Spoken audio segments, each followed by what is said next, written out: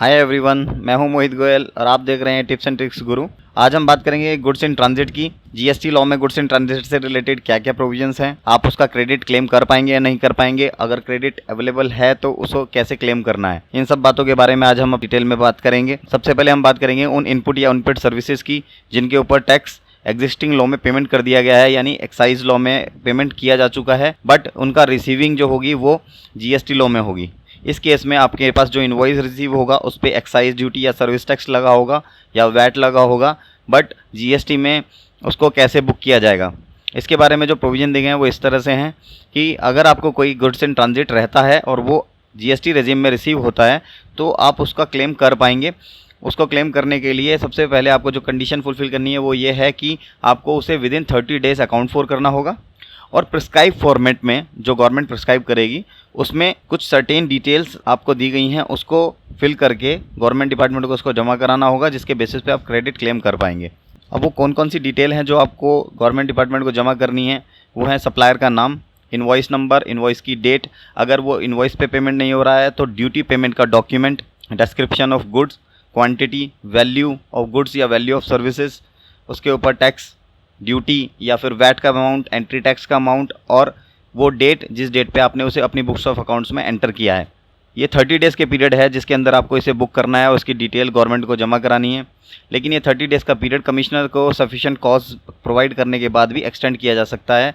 वो 30 डेज़ के लिए इसको एक्सटेंड कर सकता है अगर आपका रीज़न जस्टिफाइबल है। तो आप समरी तौर पे देखें तो वो गुड्स जो अपॉइंटेड डेट से पहले जिनके ऊपर टैक्स पेमेंट हो चुका है या वो सर्विसेज जिन पे अपॉइंटेड डेट से पहले टैक्स पेमेंट हो चुका है लेकिन वो रिसीव बाद में होंगी तो उसके ऊपर क्रेडिट अलाउ होगा। लेकिन अलाउ होने की जो कंडीशन है विदिन 30 डेज़ आपको अपनी बुक्स ऑफ अकाउंट्स में उसको रिकॉर्ड करना होगा। और एक और इम्पोर्टेंट थिंग कि उसका क्रेडिट जीएसटी लॉ में भी अलाउेबल होना चाहिए, यानी जो टैक्स का क्रेडिट एक्साइज में अलाउ था अगर उसका क्रेडिट जीएसटी में भी as per input credit rules allow है तभी आपको उसका क्रेडिट मिल पाएगा। इसी से रिलेटेड एक इंपॉर्टेंट बात जो ये है कि अगर 30 डेज तक हम गुड्स इन ट्रांजिट को रिकॉर्ड कर सकते हैं तो हमें ईआरपी में भी एक चैलेंज का सामना करना पड़ेगा। वो ये है कि एक्साइज लॉ और जीएसटी लॉ को पैरेलल आपको रन करना पड़ेगा ईआरपी के अंदर, क्योंकि 30 डेज तक आप जीआईटी में जो मटेरियल आएगा जिनके ऊपर एक्साइज ड्यूटी या वैट लग के आएगा उसको आप रिकॉर्ड करेंगे पुराने लॉ के अकॉर्डिंग, और जो नए जीएसटी लॉ के अंदर जो इनवॉइसेज आएंगे उसको आपको जीएसटी लॉ के अकॉर्डिंग बुक करना होगा। तो यानी परचेज सिस्टम में आपको दोनों सिस्टम कंटिन्यू करने होंगे कि एक्साइज सिस्टम भी चल पाए और जीएसटी सिस्टम भी चल पाए।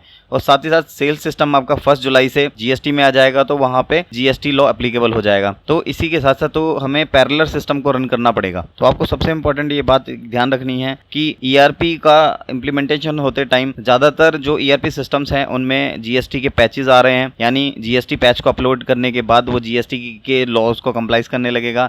लेकिन सबसे इंपॉर्टेंट बात जो चेक करनी है कि क्या वो पैरेलल सिस्टम को रन करने के लिए कंपेटेबल है, यानी आप क्या उसमें एक्साइज के इनवॉइसेस को बुक कर पाएंगे या नहीं कर पाएंगे। इस बात को ध्यान जरूर रखना है जब ईआरपी का इम्प्लीमेंटेशन कर रहे हैं, अदरवाइज आपको दिक्कत का सामना करना पड़ सकता है। अब हम दूसरे पॉइंट पे आते हैं जिसमें है कि जो कोई गुड्स आपने ड्यूटी पेमेंट करके अपॉइंटेड डेट से पहले क्लियर किया है लेकिन वो अपॉइंटेड डेट के बाद वापस आ जाता है तो उसका क्या ट्रीटमेंट होगा। तो इस केस में 2 तरह के केसेस हैं, या तो आपने वो अनरजिस्टर्ड डीलर को बिल किया था या फिर रजिस्टर्ड डीलर को बिल किया था। अगर आपने अनरजिस्टर्ड डीलर को बिल किया था तो अगर वो गुड्स 6 महीने के अंदर अंदर वापस आ जाता है अपॉइंटेड डेट से, जो पीरियड 6 महीने का काउंट होगा वो अपॉइंटेड डेट से काउंट होगा, उस डेट से 6 महीने के अंदर अंदर अगर गुड्स वापस आ जाता है तो आपने जो ड्यूटी लगा के पेमेंट डिस्पैच किया था वो ड्यूटी आपको एज ए रिफंड क्लेम करनी होगी। आपको उसका क्रेडिट अलाउ नहीं होगा, वो आपको रिफंड ही मिलेगा। लेकिन अगर आपने वो गुड्स रजिस्टर्ड पर्सन को सप्लाई किया था, वो गुड्स वापस अगर आता है तो उसे एज ए सप्लाई ट्रीट किया जाएगा और उसे उसके ऊपर क्रेडिट एज ए परचेज की तरह क्लेम किया जाएगा, यानी उस पर रिफंड नहीं मिलेगा, उस पर रिवर्सल नहीं मिलेगा, उसको एज ए सप्लाई ट्रीट करके एज ए परचेज बुक करना होगा और आपको उसका पूरा क्रेडिट मिल जाएगा। एक समरी टेबल पे देखते हैं कि जो गुड्स ड्यूटी पेमेंट करके एक्साइज लॉ में क्लियर किए गए थे लेकिन जीएसटी लॉ में वापस आ रहे हैं तो उसमें 2 तरह के ट्रीटमेंट हैं। एक अगर आपने रजिस्टर्ड डीलर को सेल किया था, एक आपने जो रजिस्टर्ड पर्सन को सेल किया है तो वहाँ पे जब गुड्स वापस आएगा तो उसे ऐसे सप्लाई ट्रीट करेंगे। अगर आपने गुड्स को अनरजिस्टर्ड पर्सन को सेल किया है तो उसको 6 महीने के अंदर अंदर आपको वापस लाना है और वापस लाने के बाद इसके लिए आपको रिफंड क्लेम करना होगा। इसका क्रेडिट जीएसटी में अलाउ नहीं होगा। जो टाइम लिमिट दी गई है कंडीशंस में वो टाइम लिमिट 6 महीने की केवल अनरजिस्टर्ड डीलर के लिए है।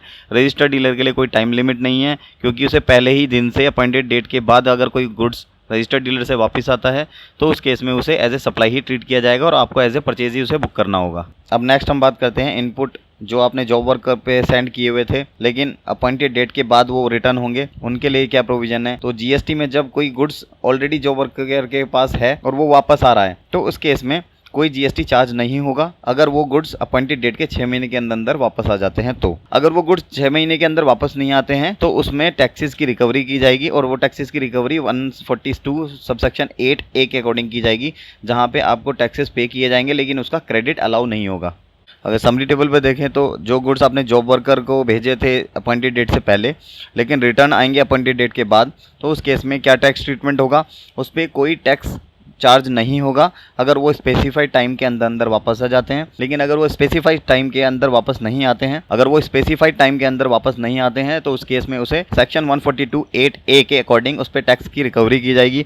सेक्शन 142(8)A में लिखा है कि टैक्स को पेमेंट करना है लेकिन इसमें जो टैक्स पेमेंट करेंगे उसका क्रेडिट आपको अलाउ नहीं हो पाएगा। इसमें जो टाइम पीरियड की कंडीशन है वो ये है कि 6 महीने के अंदर आपका वो मटेरियल वापस आ जाना चाहिए। अगर वो 6 महीने के अंदर वापस नहीं आता तो वो टैक्स इंसिडेंस का सामना करेगा। इस 6 महीने के टाइम पीरियड को सफिशिएंट रीजंस देने के बाद प्रेस्क्राइब अथॉरिटी से 2 महीने के लिए बढ़वाया जा सकता है। सेमी फिनिश गुड्स भी जो जॉब वर्कर के पास पड़े हैं उसको अगर वो semi finish goods appointed date से पहले भेजे गए थे और अपॉइंटेड डेट के बाद वापस आ रहे हैं तो उसका भी ट्रीटमेंट सेम इनपुट जैसा ही होगा, उस पर कोई टैक्स चार्ज नहीं होगा। और अगर वो गुड्स 6 महीने के अंदर वापस आ जाते हैं तो उन पर कोई टैक्स चार्ज नहीं होगा और ये 6 महीने के पीरियड को 2 महीने के लिए बढ़ाया जा सकता है अगर कमिश्नर को आप सफिशिएंट रीजन प्रोवाइड कराएंगे तो। अब ये गुड्स अगर 6 महीने के अंदर वापस नहीं आते हैं तो इस केस में इसमें टैक्सेस की रिकवरी की जाएगी, वो अंडर सेक्शन 142(8)A के अकॉर्डिंग की जाएगी, जिसमें आपको टैक्स पे करना होगा बट उसका क्रेडिट आपको अलाउ नहीं होगा। और आपकी अगर कोई क्वेरी अभी बच जाती है तो आप हमें कांटेक्ट कर सकते हैं, हमें ईमेल कर सकते हैं, हमें टेक्स्ट लिख सकते हैं।